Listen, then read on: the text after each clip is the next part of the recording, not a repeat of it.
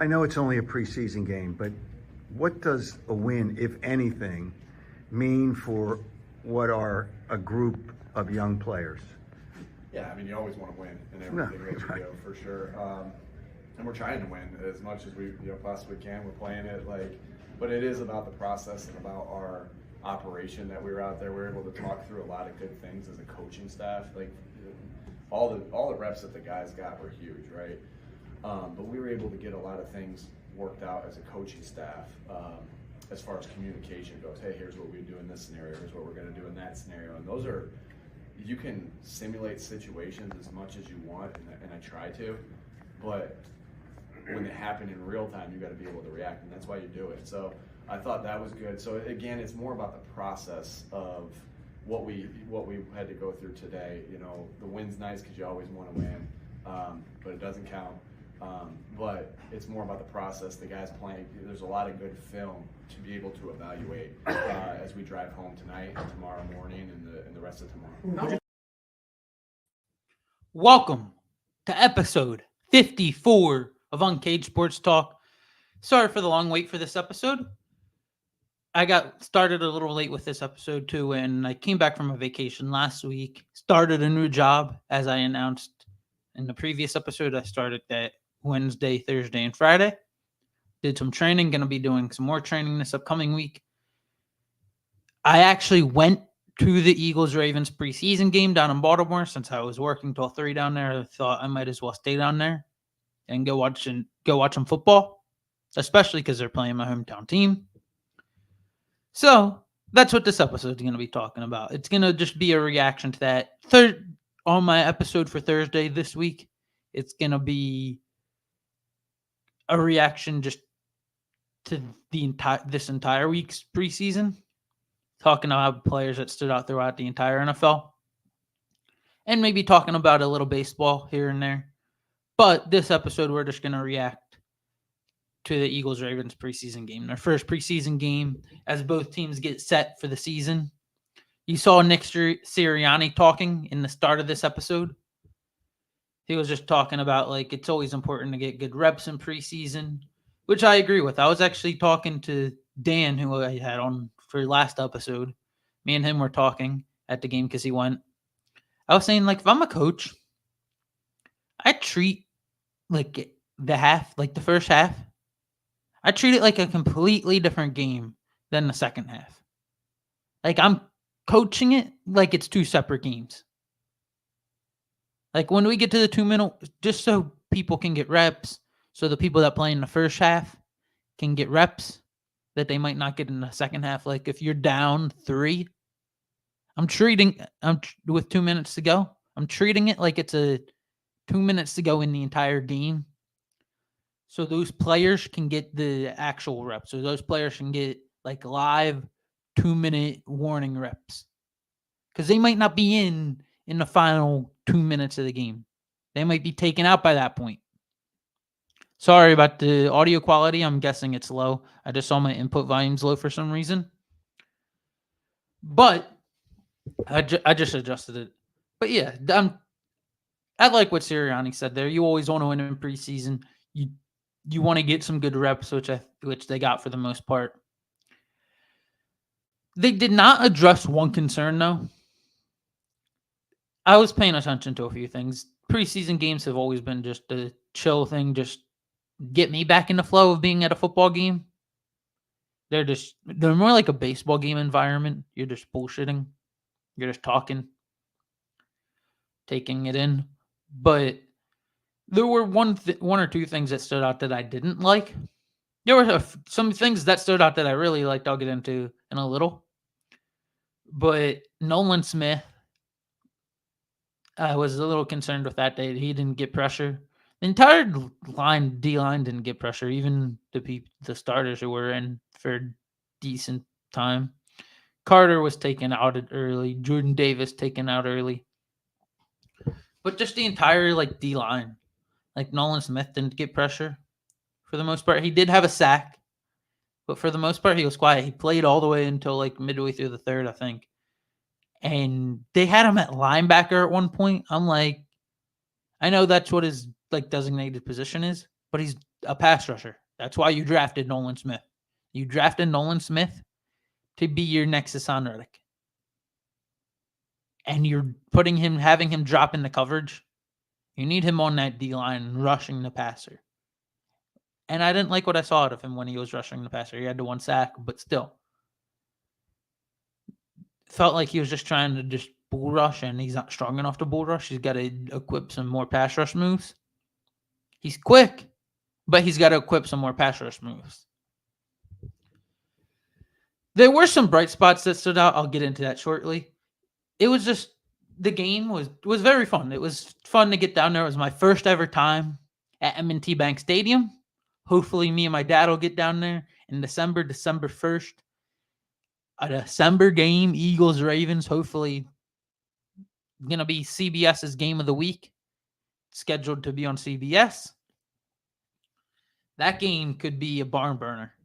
That game could be one of the most entertaining games of the year, for like if both teams are competing for seeding purposes in their conferences. If both teams are at like the top of their conferences, that could be a game of the year candidate. Potentially. Could be 2 MVP candidates going head to head.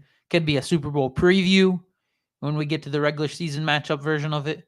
It's going to be interesting when it actually does take place. Hopefully I'll be able to get down there. I already know what I'll be eating if I go down there again. I had this hot dog at the game, a Krabby Dip hot dog from Jimmy's Seafood. That was amazing. That was delicious.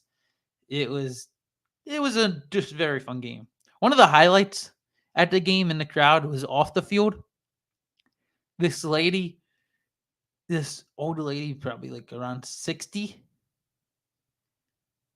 A state trooper comes up with cops and with like other cops from Baltimore in tow, and they walk her out. I'm like, some of the people around were just like, what could she have done to have state troopers walk her out? Because we didn't see a fight or anything. I'm not going to speculate on air and say something in case. I don't know what happened. I'm just not going to speculate about it. It was just interesting.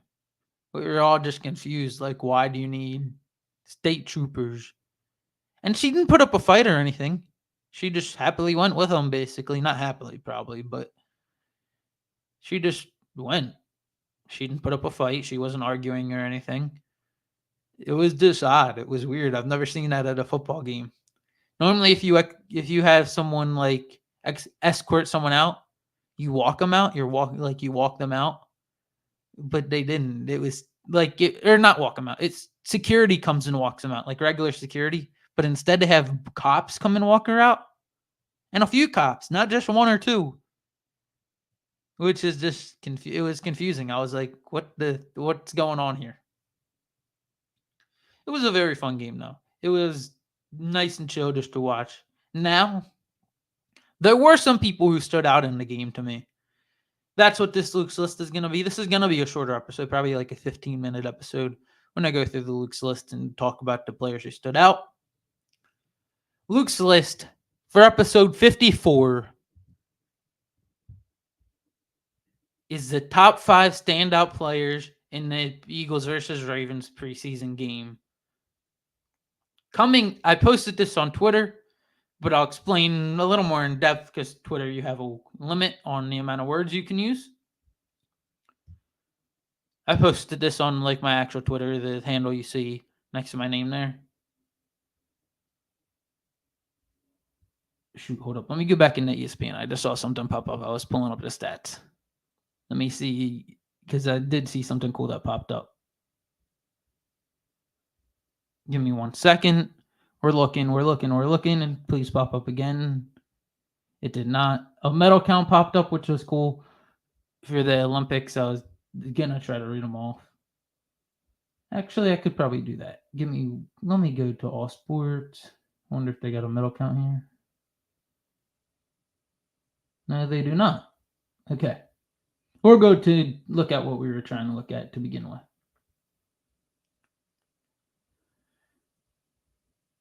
Also, what about Jake Elliott missing the 2 field goals? Jake Elliott missed 2 field goals. Got a chance at redemption after the Ravens fumbled. and then Jake Elliott hits a game-winning field goal. Two of the best kickers in the game were on display in this preseason game. One of them needed some work. Needed the preseason. He'll be good by the time the season starts. Like I was telling Dan during the game, you guys remember that kick Jake Elliott had against the Bills last year? That kick was the kick of the year last year in the NFL. That was an amazing kick by Jake Elliott last year. In the rain, to send it to overtime as time expires, that was the best kick of the entire year last year in the NFL. And it was like 50-plus yards, too. It was like 58 yards in the rain. What was it? Oh, yeah. This is what I was pulling up. All right. Time to get into it. The quarterbacks in this game weren't great. They were not great. Actually, before we get into this top 5 standout players, I want to play this and then give my thoughts on it. This clip of Tanner McKee responding to a question after the game. Tanner McKee was okay, I guess. He didn't have other players around him. Stat-wise, not good at all. 6 or 16. In what I was there for, I left at the third quarter, but he looked okay. I wish he got like the reps with like Britton Covey, Johnny Wilson, Anaya Smith, Grant Calcaterra. But I'll play this clip. No, I think he came out and addressed it in a great manner. Like, obviously, it's facts. This is what happened last year. We had problems with pressure, and we needed to address it. And so he said, these are our answers. This is what we're going to do. And I think it's great answers. They're great game plans, depending on who it is. We have different schemes that we have that we're going to get to, or different protections, just different rules that we're going to have that we can apply, and I think beat those pressures that weren't really in our minds, or we didn't really establish super well last year. We're putting that now at the forefront. It's going to be more an emphasis and more of a focus this year too. So with that press conference, I like what he said there about he was talking about Kellen Moore's offense, what Kellen Moore has done during like training camp. And by the way, I hope Tanner McKee wins the QB2 job, but we'll talk about that in a later episode. I like what he said there. Kellen Moore gave some answers. He'll probably use some more motion. They used not a lot of motion, but some motion in this preseason game. It sounds like Kellen Moore came in and was like, okay, guys, we had problems with blitz, picking up the blitz last year. We got to fix it. Hopefully they do. When it comes down to it, hopefully those answers are right. Jalen Hurts may have provided some good answers to that after talking to Wink Martindale after the Giants game in Week 18. Wink Martindale gave him some tips, which were interesting. There was an article about that when he talked to Wink Martindale after the game, was like, what did you see here? And so on. And Hurts can use that to like learn, so he knows what to look for in the future on potential blitzes. And Wink Martindale, one of the best blitzers out. Like, all he does is blitz. So it gives the Eagles it gives Hurts something to look for in the future. It lets Hurts know what he should be looking for in the future to avoid problems with the blitz again. I like what Tanner McKee said in that video. I wanted to play that clip. Now, for the top 5 standout players in the Eagles-Ravens preseason game, coming in at number 5 is Ravens linebacker. I believe he's a second-year player, Trenton Simpson. Trenton Simpson had 11 tackles. 11 tackles is insane, especially in a preseason game when players aren't playing too long. Trenton Simpson was a standout player. You're making 11 tackles. You're all over the field. 5 solo tackles. He's only 23 years old. It's his second year. Last year, he had 13 tackles total. He's going to have a bigger role this year with Patrick Queen not there. Again, he's going to be replacing that. He's going to be replacing Patrick Queen. So he was 5th on the standout players list. Coming in at number 4, a former teammate of his at the same position, Jeremiah Trotter Jr., Axeman Jr. He was impressive in this game. He made a nice open field tackle. I almost wish I could find the clip of that open field tackle. Probably could. While I'm talking, I'll try to look it up. But Jeremiah Trotter Jr. had the open field tackle was on a punt return. But it was just a great game. Like, he had a great game in general. He had a sack. He had 5 tackles, I believe, looking at the stats real quick. Pulling up the stats. Here we go. Yeah, 6 tackles, 4 solo tackles, a QB hit, which I guess they're counting as a sack. He had a solid game, Jeremiah Trotter Jr. He stood out to me. I'm trying to pull this up. I'm just going to look up Trotter Jr. tackle. Let's see. I just saw something that's funny. Oh, I did actually find the clip, but I'll show you guys this while I'm talking about it. Gonna share my screen.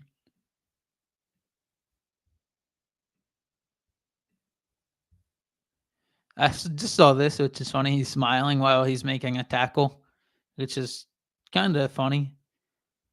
But then there's this play. Trotter had a team high 6 tackles. Yeah, team high too, and was great on special teams. This special teams play right here. Back at the 10-yard line. Williams will return it. Oh, he'll only get to about the 19. 5:34. Maybe they went to the. I'm not going to show the rest. I don't want to get copyrighted or anything. I just wanted to show that. I thought that was interesting, that tackle, because when it happened, I turned to Dan, and I was like, whoever made that tackle's making a team. I didn't know it was Trotter. But I was like, whoever made that tackle's making a team now, for sure. Because special teams is how people make like teams in how people make the team in training camp. And then I saw that it was Jeremiah Trotter Jr. I was happily excited. Axeman Jr. out there making plays, especially on special teams. That's how you make your bread and butter when you're entering the league as a 6th-round pick. Trot comes in at 4. Coming in at number 3, my favorite random player. Like, everyone has that favorite random player. I mentioned him last year on the podcast as players to watch out for. He's one to watch out for this year especially. He could take over the wide receiver role for the Eagles. Britton Covey, he could become our slot receiver this year. Britton Covey had a very impressive game, a great punt return. He only had 1 punt return, in which it was for 26 yards. So Britton Covey had a great punt return in the game. Made a lot of people miss on that punt return. He had 4 receptions on 4 targets, so didn't drop a pass for 25 yards. Okay, that's good for a slot receiver. He's picking up yards, positive yardage. Didn't have a negative play. So Britton Covey impressed me, and in training camp, he's been getting a lot of targets. He could be the team's 3rd wide receiver, the slot receiver. Johnny Wilson would be the first up, it looks like, if A.J. Brown or Devontae get hurt. But Britton Covey is going to be that slot receiver. And Anaya Smith, I don't know if he's going to make the team. He dropped a punt. He muffed a punt. I don't know if the Eagles recovered. Yeah, they didn't recover. So, I know they did it. They did. Patrick Johnson recovered it? No, it doesn't say lost. I don't get what. Someone messed up on the ESPN app. Forget what I just said there, if I hear you're covered or not. But I don't know if Anaya Smith is going to make the team. Little concerning from him in the game. Didn't do anything big. John Ross didn't do anything, really. I was actually disappointed in him on a play. He could have came back to a ball, which he didn't. Like, it looked like he gave up on a play, didn't fight through it, which was not a welcoming sight to me. Britton Covey, though, is a standout to me. One of my favorite players, my favorite random Eagle right now. Britton Covey comes in at number 3, and the people who stood out to me in this game. Coming in at number 2 is the Baltimore Raven. He got hurt in the game, a shoulder strain. Nate Wiggins. He had 3 PBUs, pass breakups. Nate Wiggins was all over, breaking up passes, had great coverage. Nate Wiggins comes in at number 2, first-round rookie for the Ravens. And then coming in at number 1 is Keely Ringo. Keely Ringo is one of my favorite players on our defense. Maybe my favorite corner on our defense. He could have been a first-round pick if he was projected to be a first-round pick the year before he came out. He had a down year his last year in college. But last year he played good in the role in the time he got to play. In this preseason game, he played good. He had 2 PBUs. Quentin Mitchell had a PBU. Keely Ringo, though, he stood out for sure in this game. He was all over the field. Every time there was a pass breakup, you looked up on the screen, Keely Ringo was there. Anytime there was good defense from one corner for the Eagles, you looked up on the screen to see who it was. It was Keely Ringo. Keely Ringo was making plays in this preseason game. Impressive to me. I was happy with what I saw out of him. Patrick Johnson had a sack. Nolan Smith had a sack. Jalix Hunt had two tackles. An all-around decent showing. Needs to see some more from that defensive line. But overall, it was a fun game to go to. Some players stood out. Keely Ringo, one of my favorite players, stood out. Britton Covey and Jeremiah Trotter Jr., who could become a fan favorite. Axeman Jr., the new kid on the block. Jeremiah Trotter. I hope he plays. I hope he has a good career for us. It would be great. I wish I would have bought a Trotter jersey when we drafted him, like an old one. That'd be cool, just to have his dad's jersey and say it's his. But yeah, it was a fun preseason game. Good kickoff to the year to start football. As football's back, which is great. That is a great sight. We got an official game in a little less than a month now. Well, I try to count how many days there are left until that first official game. I want to let you all know to head and visit my friend, Dan the Man Stanley, at Sheridan Nissan. Well, he will hook you up with a new car.